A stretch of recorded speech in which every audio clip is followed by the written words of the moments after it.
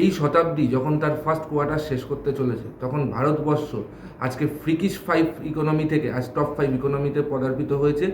গত 11 বছরে নরেন্দ্র মোদীর নেতৃত্বাধীন এই কেন্দ্রীয় সরকারের বিভিন্ন কর্মযজ্ঞের মাধ্যমে আজকের সময়ে দাঁড়িয়ে আমরা যখন দেখতে পাচ্ছি ভারতবর্ষ পোস্ট কোভিড পিরিয়ডে আজকে লার্জেস্ট গ্রোয়িং ইকোনমি, আমরা প্রায় 6.3% জিডিপি আজকে অ্যাচিভ করেছি এই বছরে, এবং প্রিভিয়াস ইয়ার্সগুলোতে আমাদের জিডিপি অ্যাচিভমেন্ট কিন্তু প্রায় 8%-এর মতো।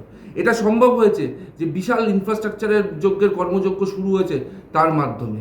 আজকে Bharatvarsha second largest road network. আজকে যেভাবে মেক ইন ইন্ডিয়া প্রজেক্টের মাধ্যমে আমাদের ম্যানুফ্যাকচারিং ইন্ডাস্ট্রিটা একটা বুম দেখা গেছে, এক্সপোর্ট 62.5 বিলিয়নে নিয়ে গিয়ে দাঁড় করানো হয়েছে।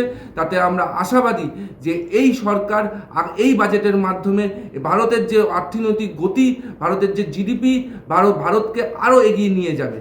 এই বছরের এই বাজেট হতে চলেছে যুবকের বাজেট, এই বছরের এই বাজেট হতে চলেছে কৃষকের বাজেট, এই বছরের এই বাজেট হতে চলেছে নারীদের বাজেট।